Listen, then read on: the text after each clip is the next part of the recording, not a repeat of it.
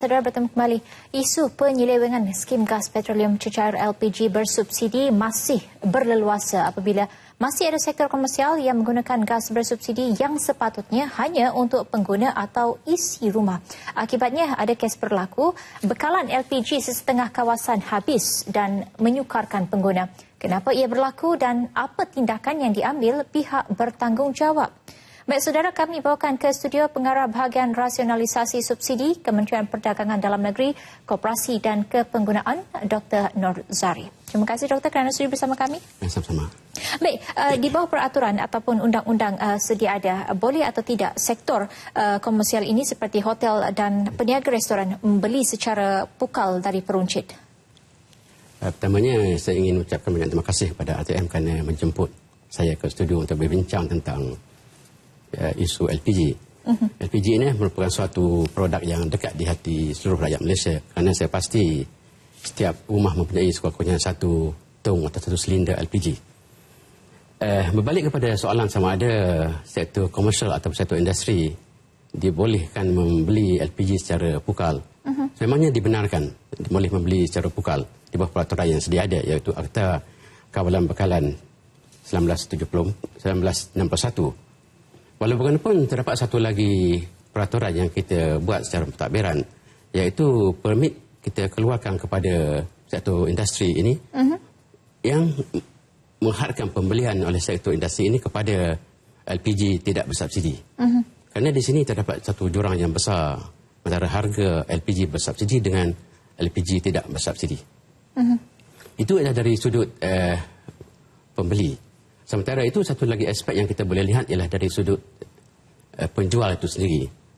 Dari segi kawal selia, dan dalam proses rantaian penjualan LPG yang dikeluarkan oleh syarikat-syarikat pengilang, iaitu syarikat minyak, hanya boleh dijualkan kepada pemborong berlesen. Dan pemborong berlesen tersebut yang kita panggil prime dealer, boleh menjual LPG kepada pemborong yang lain ataupun pemborong lain yang berlesen ataupun kepada peruncit yang berlesen. Mereka tidak boleh sewenang-wenangnya menjual LPG bersubsidi kepada orang ramai, termasuklah pada pihak industri. Baik, apa undang-undang ataupun dari segi pihak pembekal, ada atau tidak undang-undang atau akta bahawa mereka perlu membekal LPG ini tidak kira masa? Kerana kalau kita melihat kepada keadaan sekarang, bekalan isi rumah yang tidak mencukupi. LPG ini adalah merupakan satu produk atau satu barang yang diletakkan sebagai barang kawalan di bawah Akta Kawalan Bekalan 1961. Oleh yang demikian, pihak industri adalah memastikan pada setiap masa pengguna boleh menikmati LPG bersubsidi tersebut. Dan dalam proses memastikan bekalan mencukupi, pihak kementerian akan sentiasa berkomunikasi dan berbincang dengan pihak industri sendiri bagi memastikan bahawa tidak ada bekalan yang terputus, terutamanya dalam musim-musim perayaan seperti ini. Dan setakat ini, alhamdulillah, daripada engagement yang sentiasa kita adakan dari masa ke semasa, kami mendapati bekalan LPG di negara kita ini adalah mencukupi, tidak menjadi satu masalah yang besar. Masih tidak membimbangkan? Masih tidak membimbangkan. Baik, kalau dari segi peruncit ataupun peniaga peruncit ini, apa mungkin tindakan yang akan dikenakan kepada mereka jika mereka didapati menjual secara pukal kepada pihak yang tidak sepatutnya mendapat bekalan itu? Peruncit biasanya mendapat bekalan yang sedikit. Mereka hanya boleh menyimpan dalam sekitar silinder 14 kg sebanyak 10 silinder saja. Jumlahnya terlalu kecil. Jadi selagi penjualan oleh peruncit itu adalah kepada pengguna atau end user, ia tidak menjadi satu kesalahan. Mereka boleh menjual kepada pengguna. Saya tak fikir dengan bekalan 10 silinder mereka boleh menjual kepada pihak-pihak industri.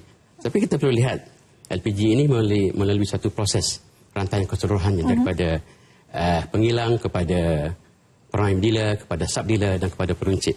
Proses rantaian ini kita akan lihat dalam tahun ini sebagai satu daripada aspek kawaselia kepada industri ini.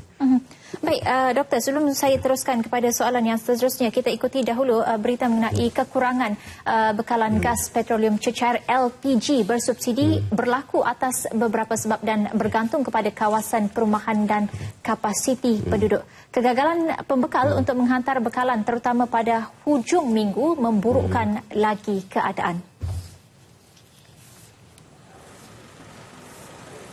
Senario begini berlaku terutama di kawasan kediaman yang diduduki kebanyakan mereka yang berkeluarga dan ia berlaku di kawasan perumahan di Saujana Utama Sungai Buloh, Selangor beberapa hari lalu.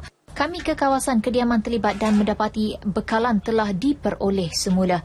Menurut peniaga runcit di kawasan ini, bekalan akan bermasalah apabila pembekal gagal menghantar terutama pada hujung minggu. Hari Ahad je, hari Sabtu ada tapi tak cukup stok. Hari Sabtu petang habis. Lepas tu hari Ahad baru kali. Hari Senin baru dia datang. Sekali dia hantar berapa banyak? Sekali dia hantar, kalau dia hantar satu kedai. Kalau satu kedai dia tengok stok ni berapa ada kosong, dia bagi. Dia bagi lah. Kalau biasa jualan satu hari berapa ton? Kita jualan sini lebih kurang dalam 10 satu hari. 10 sampai 15. Sehubungan itu, peruncit mengharapkan Kementerian Perdagangan Dalam Negeri, Koperasi dan Kepenggunaan KPDNKK dapat berbuat sesuatu untuk memastikan pembekal turut beroperasi pada hujung minggu dan pada hari cuti umum. Bagi mereka, permintaan pelanggan yang tidak dapat dipenuhi sedikit sebanyak menjejaskan operasi harian mereka. Lebih teruk lagi, pelanggan mula berpindah ke peruncit lain. Apa jual gas kalau tak ada? Kalau kita nak buat macam mana, lori tak hantar. Beliau turut berharap pihak berwajib dapat menyusun semula kawasan edaran untuk setiap pembekal agar tidak berlaku kekurangan apabila permintaan tinggi. Sebelum ini, Ketua Setiausaha KPDNKK Datuk Seri Alias Ahmad berkata pihaknya dalam proses untuk meminda syarat lesen dalam Akta Kawalan Bekalan yang dikeluarkan kepada semua pembekal dan peruncit LPG untuk penambahbaikan. Baik, masih lagi bersama tetamu. Baik, Doktor, seperti yang kita dengar itu yang berlaku di kawasan perumahan di Saujana Utama Sungai Buloh, Selangor. Mungkin Doktor ada sedikit rumusan mengenai perkara ini? Saya rasa apa yang berlaku ialah bukan daripada penghilang, daripada sub pengedar itu sendiri. Sub pengedar biasa memperolehi bekalan daripada pengedar utama dan pengedar utama memperolehi daripada penghilang. Mungkin berlaku kelewatan dari pihak sub pengedar kepada peruncit itu sendiri. Saya rasa ini kita boleh atasi perkara ini. Sekiranya kami mempunyai maklumat yang secukupnya, kita boleh meminta pihak pembekal atau pengirang itu sendiri, dalam konteks ini adalah syarikat minyak, untuk menangani perkara ini dan melihat di mana masalah yang sebenarnya berlaku. Tapi sebenarnya saya nyatakan tadi, secara umumnya produk ini adalah produk yang dikawal bekalannya, dan kita memang berpandangan bahawa produk ini tidak seharusnya tidak boleh diperolehi oleh pengguna.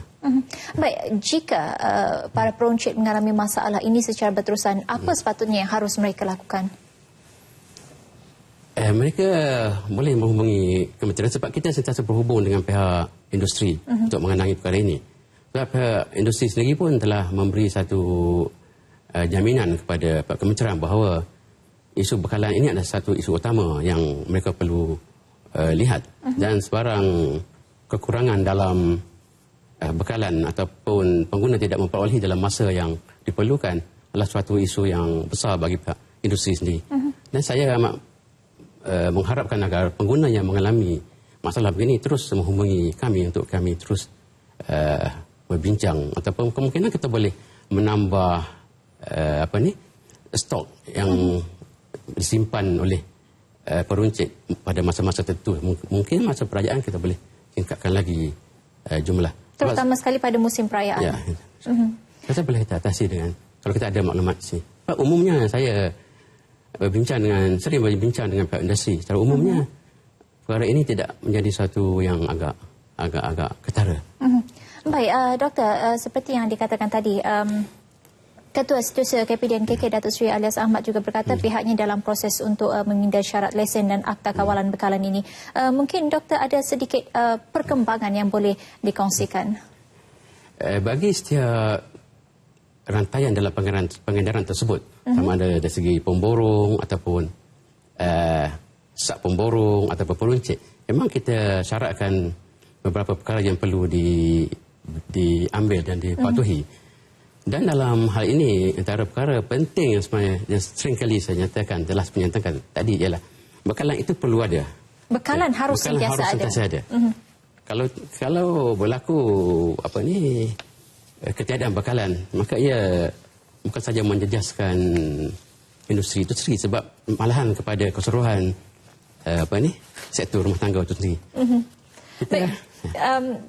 Itu harus difahami sebenarnya, keperluan itu harus sentiasa ada. Kalau kita berbalik kepada isu LPG ini, apa mungkin tindakan KP dan KK bagi melarang hotel ataupun restoran bagi menggunakan atau membeli tonggas LPG yang bersubsidi? Saya suka kategorikan antara dua sektor industri dan sektor household, sektor rumah tangga. Bagi sektor industri yang sebenarnya saya nyatakan sebentar tadi, kita mengeluarkan permit pada sektor industri ini. Dalam konteks ini, dalam permit tersebut dinyatakan bahawa LPG yang mereka harus gunakan, yang wajib gunakan untuk pembuatan dan sebagainya adalah LPG yang tidak bersubsidi. Itu satu konteks dari segi peraturan. Dan dalam proses untuk engagement atau berbincang, berkomunikasi dengan pihak industri, kita sering berbincang bagi menasihati mereka ini ataupun seolah-olah meminta mereka supaya akur kepada perkara ini. Bagi contoh, kita berjumpa dengan pihak Persatuan Hotel Malaysia, dan kita meminta supaya mereka mengambil perhatian terhadap perkara ini, dan setakat ini hampir 90% ataupun dah hampir keseluruhan hotel-hotel di Malaysia telah pun menggunakan LPG yang tidak bersubsidi. Dan kita akan kembangkan lagi perkara ini, perbincangan ini kepada sektor yang lain. Dan pada masa yang sama, kita akan pastikan bahawa peraturan-peraturan kita dipatuhi dan diberi perhatian seriusnya oleh pihak industri. Itu ada dua gabungan antara engagement dan juga peraturan. Engagement dan peraturan. Baik. Sebelum saya ke soalan terakhir, apa mungkin daripada pihak KP dan KK, kerana dewasa ini ramai yang mengatakan bahawa aktiviti penyelundupan LPG ini juga dikatakan semakin berleluasa, dan apa mungkin cara untuk kita mengatasinya? Dalam membincangkan perkara ini, kita perlu lihat kepada faktor-faktor yang menyebabkan berlakunya perkara ini.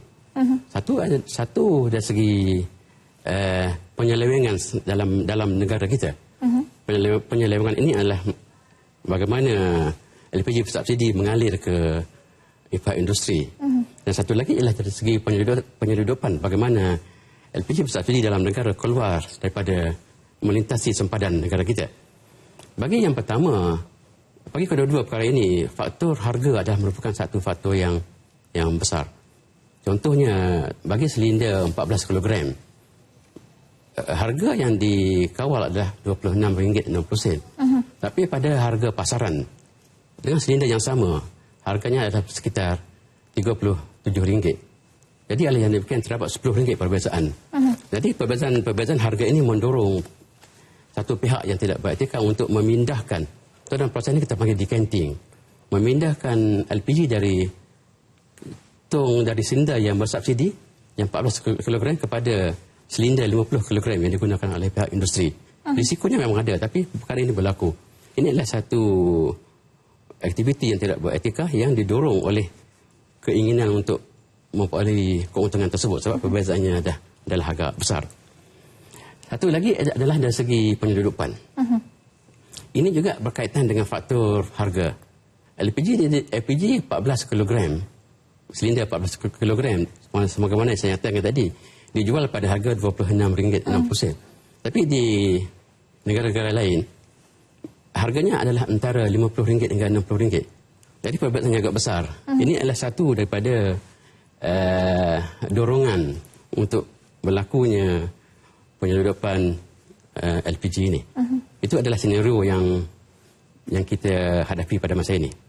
Dan berbalik kepada bagaimana untuk mengatasi perkara tersebut, dengan berasaskan kepada senario yang saya sebutkan tadi, dari segi dalam negara, kita akan pertingkatkan lagi risikan kita untuk melihat di mana berlakunya decanting ini. Dan bermula 1 Januari 2016 kita akan perkasakan aktiviti operasi kita terhadap perkara ini yang kita namakan sebagai Ops Gasak, gas memasak. Ya. Jadi ini adalah merupakan satu operasi komprehensif ke arah membenteras penyelewengan. Ia akan bermula daripada rantaian pengedar utama, pemborong utama kepada sub pemborong atau sub dealer kepada peruncit. Kita akan melihat keseluruhan rantaian ini untuk mengesan di manakah berlakunya ketirisan dalam negara sini. Dan apa yang akan kita buat, kita akan membuat semakan terhadap penjualan oleh pemegang-pemegang lesen tersebut. Itu ialah dari segi pembeli, dari segi household. Dari segi industri kita akan melakukan perkara yang sama. Kita akan kena pasti industri-industri yang menggunakan banyak LPG. Dan kita akan cuba lihat sama ada LPG yang digunakan oleh industri tersebut sumbernya datang daripada LPG bersubsidi atau tidak. Jadi saya yakin dengan Ops Gasak ini kita akan mampu mengawasi industri ini secara lebih komprehensif. Pemantauan yang berterusan itu yang dapat saya rumuskan.